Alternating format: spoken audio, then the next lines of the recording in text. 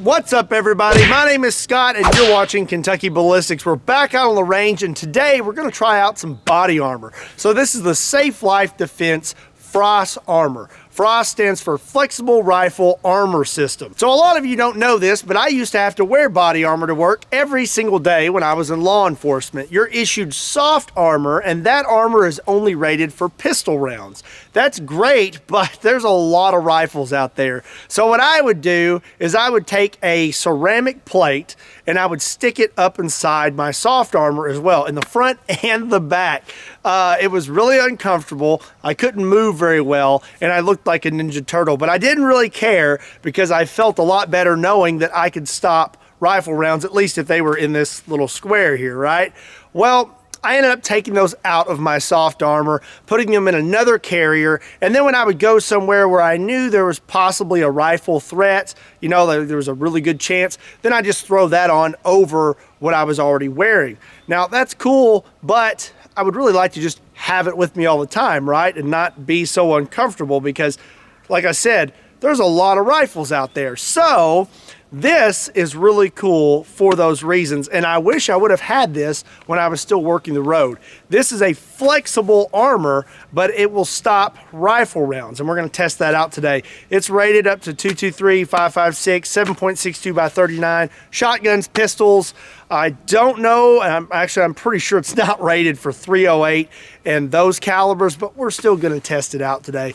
So this has got a bunch of little bitty ceramic plates all throughout it. It allows it to like move around because there's so many little ones in there, and you have more coverage. It comes all the way out here to the sides, all the way up here, so it's a lot more coverage than just your one little plate, right? So really cool, and most body armor is uncomfortable, and it really doesn't matter what you wear. It's going to be uncomfortable at some point, but this is not the most uncomfortable body armor I've ever worn. It's actually fairly comfortable, and the fact that it's flexible and stops rifle rounds is just really cool. So like I said, we're going to test this out. Not this one. This one's mine, and it's got, you know, Kentucky Ballistics on the back.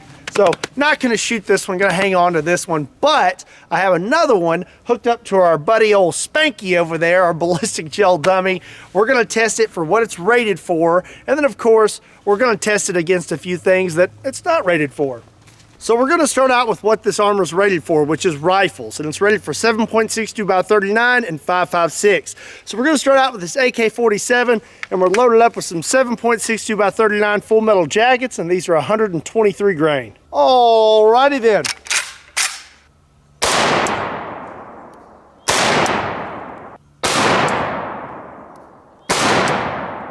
Let's go check it out. Okay, so we hit right here, and we hit right here. Doesn't look like we have any rounds inside Spanky. Let's undo this.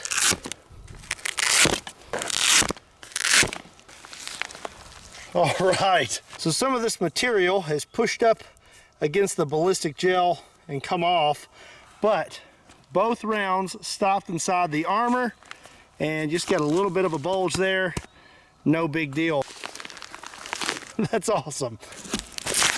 It stopped the AK-47, now let's try out an AR. I've got some PMC 5.56 55 grain full metal jackets. Let's see here, we'll do one right there. And we'll do one right there.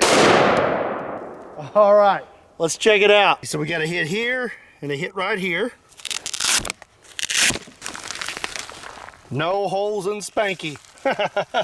All right, well, you can see that the 7.62 is hitting a lot harder than that 5.56 because it smushed this back material all over the ballistic gel. But with the 5.56, we have a bulge, but we did not have the transfer of material onto the ballistic gel. There's a lot more energy in that AK. Well, Spanky, I don't know if you're gonna stop this one or not. Might though. It's not rated for 308, but we're going to try it anyways. So I have my FN Scar 17 topped off with a Vortex Viper PST, and we're loaded up with some 308 150 grain full metal jackets. Just look at it.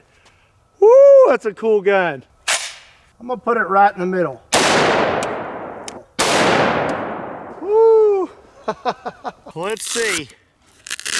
Now remember, this armor is already compromised. It's taken 2 rounds of 7.62 and 2 rounds of 5.56. I hit with 308 right here in the middle. Wow, okay. All right, now I'm impressed. It's not even rated for 308, and it stopped it. Wow. A lot bigger bulge than the 7.62 by 39. And we had some material transfer, but yeah, there is not a hole in Spanky.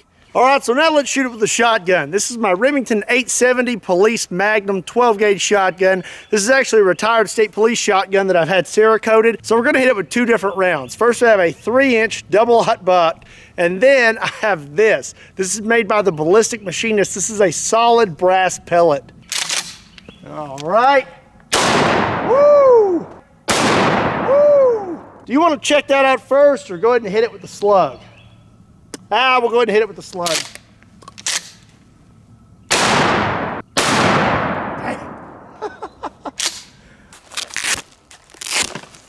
Look at that. That's pretty cool. That's where the double hot buck hit. And then here's where we hit with the slug, which I'm pretty sure we kind of hit in a spot that was already damaged. Nothing. Nothing at all. It is all trapped in here. Golly, look at that.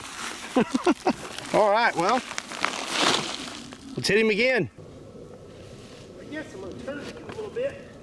Try and hit right there, since that's pretty fresh. So it stopped the 308, which it's not rated for, but now I want to try one more rifle round that it's not rated for. This is a bolt action rifle. This is a Ruger American rifle, and it's chambered in 30-06, which is a very common deer hunting round. A lot of people have these. This is a big round. This is a Norma Bond Strike 180 grain, and I'm really curious to see if it stops this.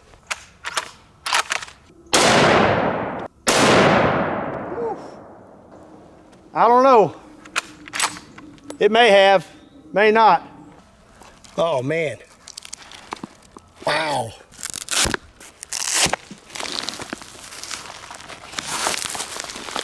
Wow. Whoa. That is quite the bulge coming out the back of that thing, but it stopped it. I cannot believe that. No hole in Spanky still. And 30-06. So I've got one more rifle I want to shoot it with, and then we're going to move on to some pistols. So this is my Henry all-weather lever action 4570, and we're going to be loaded up with some double tap 4570 300 grain jacketed soft points. Woo. That thing kicks, and that fore end is really slick. This thing stopped 308 30-06. I highly doubt that that made it through. It is pretty damaged though. I hit right here, and yeah, that's a damaged spot. Nope, nothing. Just a big bulge. Man, this armor has stopped everything we have thrown at it. I highly doubt a pistol round's gonna make it through it, even with it being damaged, but we're gonna try anyways. So I'm gonna go ahead and go big or go home and start out with a 460 Smith & Wesson Magnum and a 500 Smith & Wesson Magnum. Woo! Oh, maybe one more. Woo!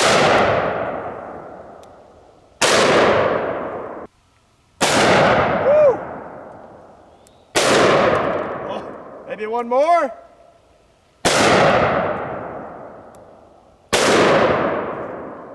Should we keep going? Of course we should.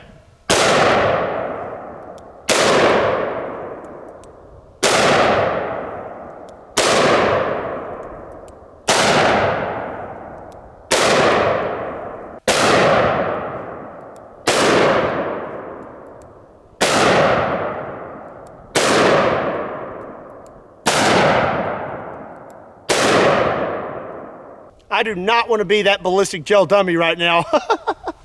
Uh-oh, I think we clipped him. Oh, I hit high about twice. I'm sorry, Spanky. Looks like the back part stopped it though. Okay. Oh my. Whew. That thing is all chewed up. We don't have any holes in the ballistic gel dummy where there was actual armor. Where we clipped him though, we did. That armor is pretty much toast at this point, but we're gonna punish it a little bit more. So now I have a Magnum Research Desert Eagle chambered in 50 AE, and we're loaded up with some Underwood Ammo, 300 grain jacketed hollow points.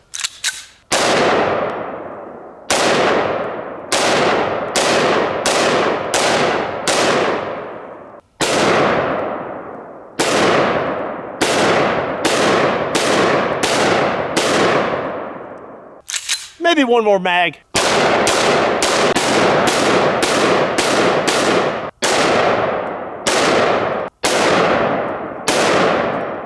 Okay, now let's check it out.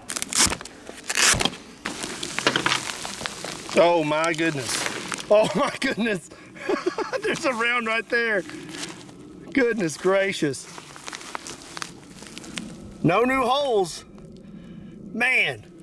That is crazy. So the last thing I'm gonna shoot this body armor with is 9mm, and that's just so we can say we did it. So I have a Glock 19, and we're gonna be loaded up with some Hornady critical defense.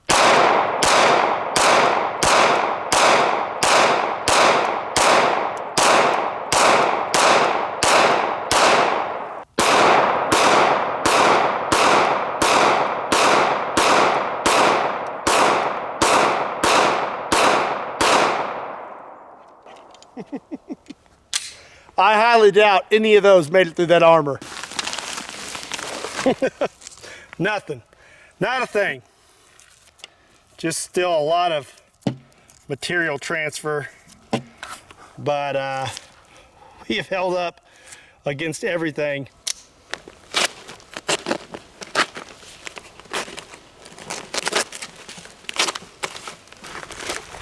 Let's see here. Oh man.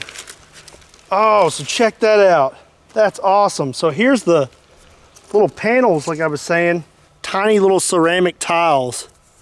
And that's what is all throughout this vest and allows it to be flexible. That is so cool. There's a lot of damaged ceramic here. Shotgun wad. Look at all that, man. So, woo! So you've got that, and then you've got more like soft armor behind that. Oh wow. There is the brass slug. What is that? There's a 9mm. Where's 30-06? 30-06 should be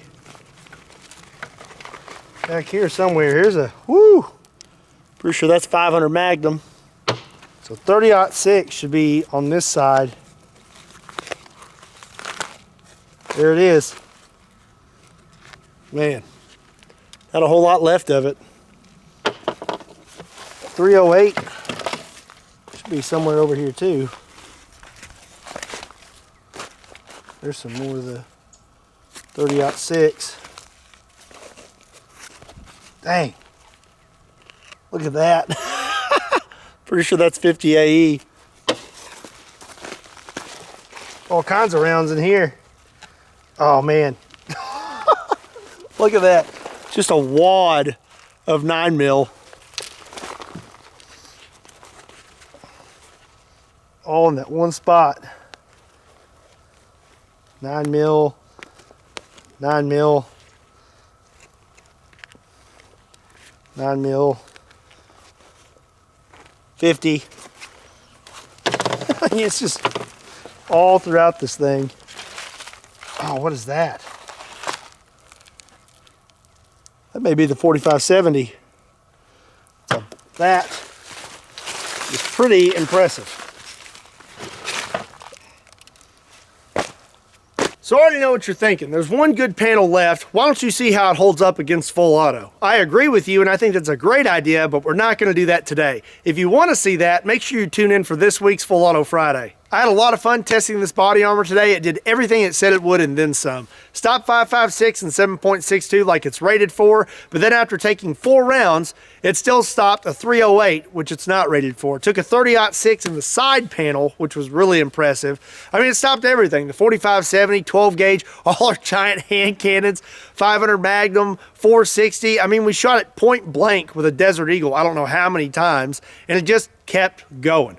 Pretty legit stuff, and I have to say, I really do wish I would have had some of this when I was on the road. If you enjoyed today's video, do me a favor and give it a like, and if for some reason you're not subscribed to Kentucky Ballistics, go ahead and hit that subscribe button, and make sure you hit that bell for notifications because YouTube won't always notify you when I upload new videos. Also, make sure you're following me on Patreon, Facebook, Instagram, and Twitter. Links to all those can be found in the description down below or on my website, KentuckyBallistics.com. Again, my name is Scott. Thank you so much for watching Kentucky Ballistics, and I'll see you next time.